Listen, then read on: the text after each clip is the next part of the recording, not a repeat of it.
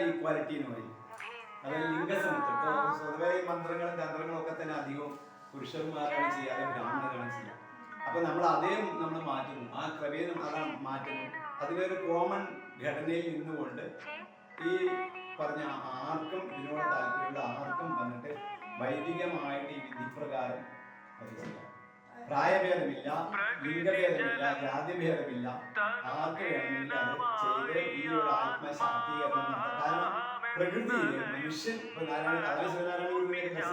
മനുഷ്യജീവി, മനുഷ്യജാതി, അതേ വേറെ ജാതി പറഞ്ഞ മറ്റു നമ്മൾ പറയുന്ന കാസ്റ്റ് സിസ്റ്റം അല്ല. പ്രകൃതി ഓരോ ജീവ, പക്ഷികൾ, മനുഷ്യന്മാർ, അതുപോലെ ജന്തുക്കൾ, സസ്യങ്ങൾ, ഇങ്ങനെയുള്ള ജാതികൾ ഒന്നാണ് മനുഷ്യജാതി. അത്രയേ ഉള്ളൂ, അത്രയേ ഉള്ളൂ. അതിൽ തന്നെ വേറെ തരത്തിൽ ആവശ്യം. ഇപ്പൊ നമ്മള് മനുഷ്യജീവികൾക്കൊക്കെ തന്നെ ഈ ആത്മശാക്തീകരണം.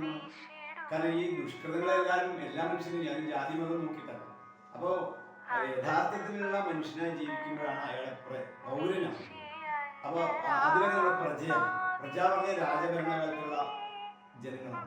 നമ്മൾ അതിൽ നിന്നിപ്പോ ഉയർന്ന് ശാസ്ത്ര സാങ്കേതിക വിദ്യയൊക്കെ ഉയർന്നു, നമ്മുടെ ടെക്നോളജി എവിടെ എത്തി, നമ്മൾ ചന്ദ്രനിൽ പോകുന്നു, ചൊവ്വയിലേക്ക് താമസം മാറ്റാൻ പോകുന്നു. ഉയർന്ന സമയത്ത് ആളുകള് അവനവനെ തിരിച്ചറിയാതെ ചലിക്കൊണ്ടിരിക്കുന്നു.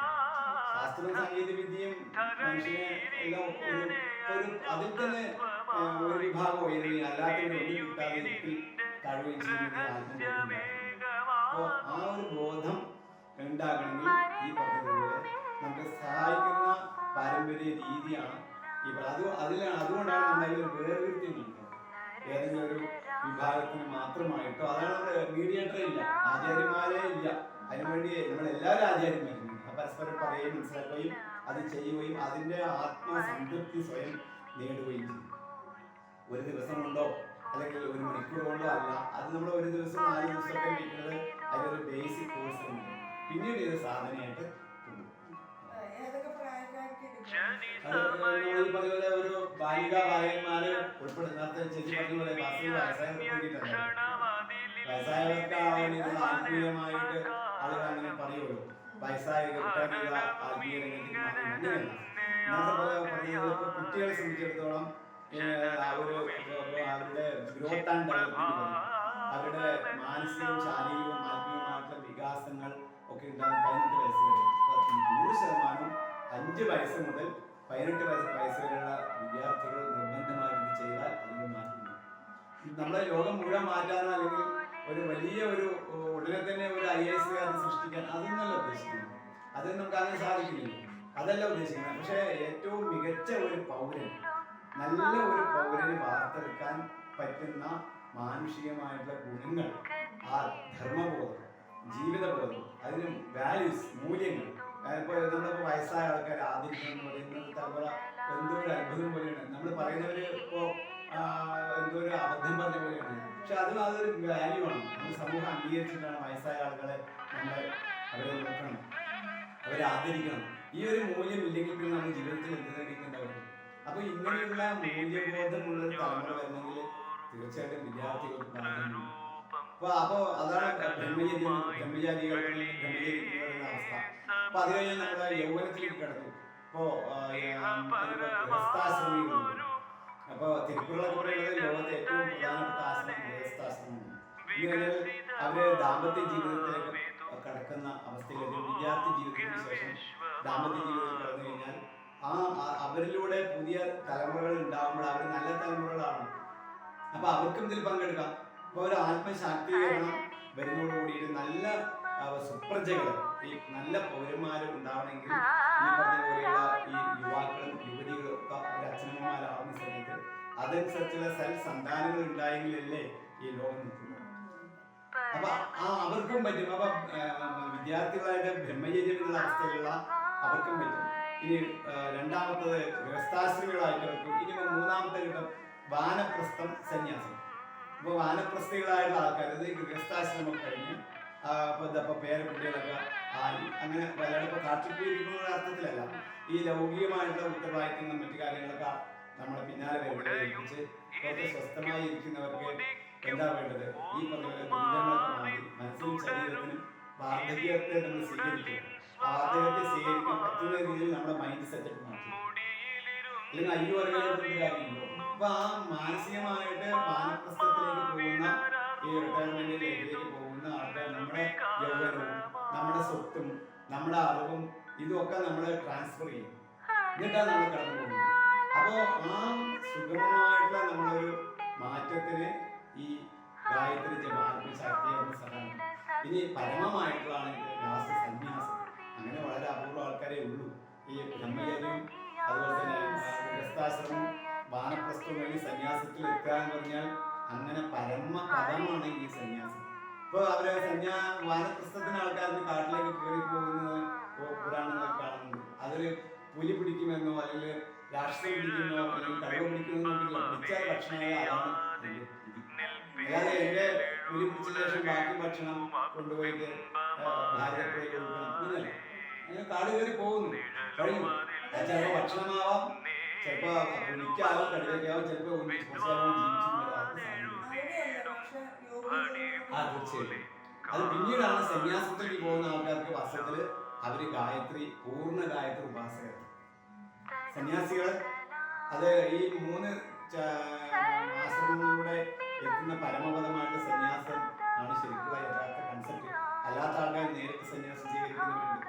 ആചാര്യസങ്ങൾക്ക് നേരിട്ട് സന്യാസം ഇപ്പൊ ശ്രീനാരായണ ഗുരു അങ്ങനെ അദ്ദേഹം വിവാഹിതൻ ആണെങ്കിൽ പോലും ആ വിവാഹ ജീവിതം മുന്നോട്ട് പോയില്ല. അദ്ദേഹം പെട്ടെന്ന് തന്നെ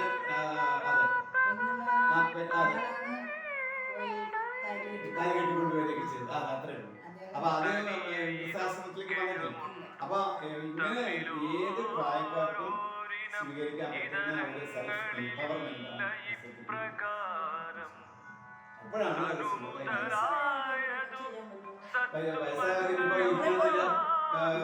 ചെയറിലിരുന്ന് ചെയ്യാം, ചക്രമൂർത്തി ചെയ്യാൻ പറ്റും, ശാരീരിക ചെയറിലിരുന്ന് ചെയ്യാം. നമ്മളെ എങ്ങനെ സിംഹാസനത്തിലിരിക്കാൻ മതി, നല്ല രീതിയിൽ ഇരുന്നത് ചെയ്യാൻ. അത്രേ. അപ്പൊ അത് അവനെ തിരിച്ചറിയാനുള്ളൊരു ശക്തിപ്പെടാനുള്ള മറ്റുള്ളവരെ അങ്ങനെയല്ല, നിങ്ങൾക്ക് വേണ്ടി ഞാൻ ഒരു കാര്യം ചെയ്യാം എന്നുള്ളതല്ല, നമ്മൾ സ്വയം ചെയ്ത് സ്വയം മാറാനുള്ള അപ്പോഴേ സുഖം ഉണ്ടാവും. അതാണ് നമ്മൾ അടുത്ത തലമുറയ്ക്ക് കൊടുക്കുന്നത്.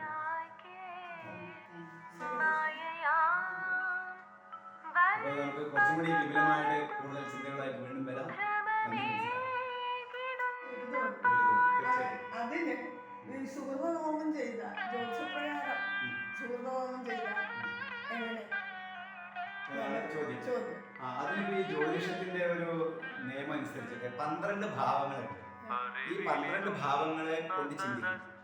ഉദാഹരണമായിട്ട് 5-ാം ഭാവം, അത് സന്താന ഭാവമാണ്. 5-ാം ഭാവം, ഈ 5-ാം ഭാവാധിപൻ 5-ാം ഭാവത്തിൽ നിൽക്കുന്ന ഗ്രഹം, നോക്കുന്ന ഗ്രഹം, 5-ാം ഭാവാധിപനെ സ്വാധീനിക്കുന്ന ഗ്രഹം, 5-ാം ഭാവാധിപൻ നിൽക്കുന്ന രാശി, രാശിയുടെ അധിപൻ അത് അംശിച്ച് നിൽക്കുന്ന രാശിയുടെ അധിപൻ, ഇതൊക്കെ വെച്ചുകൊണ്ട് ഈ സന്താന ഭാവത്തിലെ പാപഗ്രഹങ്ങളോ ക്രൂരഗ്രഹങ്ങളോ നിൽക്കുകയോ അംശിക്കുകയോ ചെയ്യുക, അല്ലെങ്കിൽ നോക്കുക, വീക്ഷിക്കുകയൊക്കെ ചെയ്താൽ അവിടെ സന്താന ദുരിതമുണ്ടെന്ന് പറയും. ഇനിയിപ്പോൾ നമ്മൾ 7-ാം ഭാവം ചിന്തിക്കുകയാണെങ്കിൽ ഭർത്തൃ ദുരിതം അല്ലെങ്കിൽ ഭാര്യ ദുരിതം, ദാമ്പത്യ ദുരിതം ഉണ്ടെങ്കിൽ 7-8 ഭാവങ്ങൾ ചിന്തിച്ചുകൊണ്ട് അത് പറയും.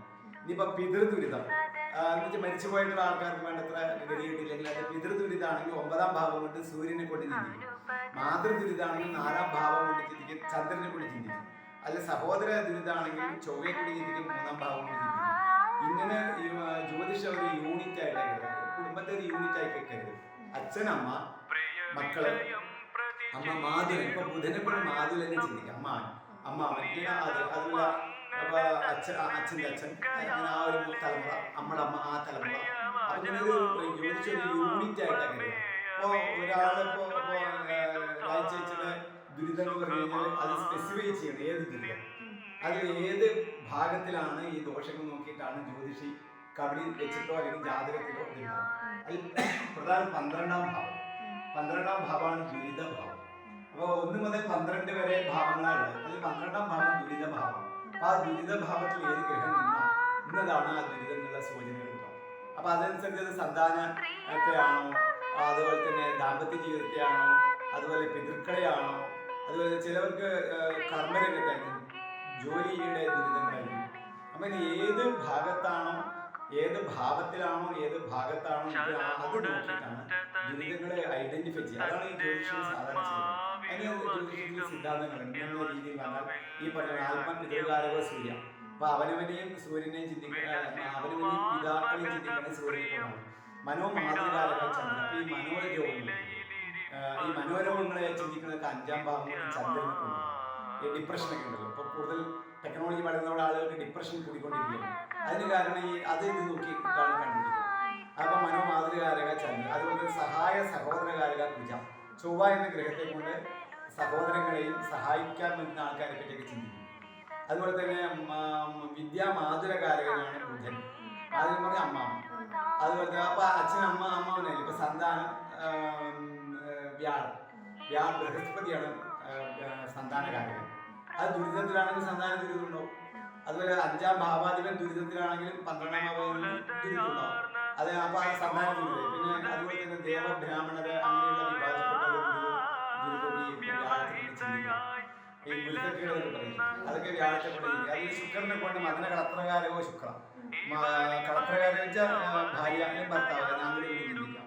അതുപോലെ തന്നെ മനോ ഋണകാരക ശരി, രാഹുവിനെ കൊണ്ട് ചിന്തിക്കാം. സർപ്പദുരിതങ്ങൾ രാഹുവിനെ കൊണ്ട് ചിന്തിക്കാം. അതുപോലെ കേതുവിനെ കൊണ്ടും ഈ പറഞ്ഞ പോലെയുള്ള ദുരിതങ്ങൾ ചിന്തിക്കാം.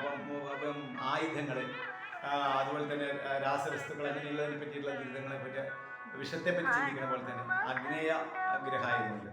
അതുപോലെ തന്നെ ശനിയെ കൊണ്ട് ചിന്തിക്കാം. വൃത്തിജനങ്ങളിൽ നിന്നും അതുപോലെയുള്ള നിന്നും വന്നിട്ടുള്ള ദോഷങ്ങളൊക്കെ ശനിയെ കൊണ്ട്. ഇങ്ങനെ ഓരോ ഗുളികനും അതിൽ പ്രധാന ചിന്തയിൽ വരും. ഇങ്ങനെ ജ്യോതിഷ സിദ്ധാന്ത പ്രകാരം ഈ ഭാവങ്ങളെ അനലൈസ് ചെയ്ത്, ഭാവാധിപനെയും ഭാവത്തിൽ ഗ്രഹങ്ങളെയും നക്ഷത്രങ്ങളെയും ഒക്കെ അനലൈസ് ചെയ്ത്, അതിൽ പക്ഷങ്ങളെ അനലൈസ് ചെയ്ത്, അതിൻ്റെ കുറേ സമ്പർക്കങ്ങളതിലുണ്ട്. ഇപ്പോൾ നക്ഷത്രം, തിഥി, കരണം, നിത്യയോഗം, അതുപോലെ തന്നെ അംശകങ്ങളിൽ ഒരുപാടുണ്ട്. അത് നവാംശകം, ദ്വാദശം, ത്രിശാംശം, ഇങ്ങനെ പോയി ഒരുപാട് അംശകങ്ങളുണ്ട്. ഗ്രഹങ്ങളുടെ അംശകസ്ഥിതിയൊക്കെ നോക്കി അതിനെ കാൽക്കുലേറ്റ് ചെയ്ത് അത് ത്രികോണ ശോധന, ഇതൊക്കെ നോക്കിയിട്ടാണ് ദുരിതത്തിലാക്കുന്നത്. ഇതാണ് അനലൈസ് ചെയ്യുന്നത്. എന്നതിന് ശേഷം ആ ദുരിതം ഇന്നതാണ് കണ്ടെത്തിയാൽ സന്താന ദുരിതമാണോ, ദാമ്പത്യ ദുരിതമാണോ, പിതൃദുരിതമാണോ. അപ്പൊ പിതൃദുരിതം എന്ന് പറഞ്ഞാൽ സൂര്യൻ അഷ്ടമത്തിൽ നിൽക്കുക, പുളിയ ഭവനാധിപതിയായി നിൽക്കുക, 12ൽ നിൽക്കുക, നീചരാശി തുലാത്തിൽ നിൽക്കുക, അതിൽ അങ്ങനെ അംശിക്കൊക്കെ ചെയ്ത പിതൃദുരിതമുണ്ട്. അപ്പൊ അങ്ങനെയാണെങ്കിൽ അതിന് ഇതാണ് പരിഹാരം. തിലഹോമാണ്, അല്ലെങ്കിൽ സുഹൃതഹോമാണ്, അല്ലെങ്കിൽ ബലിയിടലാണ്. ഇങ്ങനെ പറഞ്ഞു കഴിഞ്ഞാൽ അതിന് നമ്മുടെ പുരോഹിതനെ വെച്ച് ചെയ്യുന്നത് നമുക്ക് അറിയാത്തതുകൊണ്ടാണ് നമ്മൾ പുരോഹിതനെ വെക്കുന്നത്. നമുക്ക് അറിയാവുന്ന ചെയ്യാറ്. അതിലാണ് ഇതിലൊരു വൈദിക വിദ്യാഭ്യാസം. അതാണ് ഈ വേദത്തിന്റെ വൈദിക വിദ്യാഭ്യാസം എന്ന് പറഞ്ഞാൽ. അതാണ് നമുക്ക് ചെയ്ത് നമ്മുടെ ദുരിതങ്ങൾ മാറ്റാൻ നമ്മള് ആളുകളെ വെക്കുന്ന സമയത്ത്, ദക്ഷിണ കൊടുത്ത് വെക്കുന്ന സമയത്ത് അതിന്റെ ഫലം നമുക്കൊരു പരിധി വരെ അതിൽ കിട്ടും. അതുകൊണ്ടാണ് പിന്നെ അത് ശരിയായിട്ടില്ല പറയും.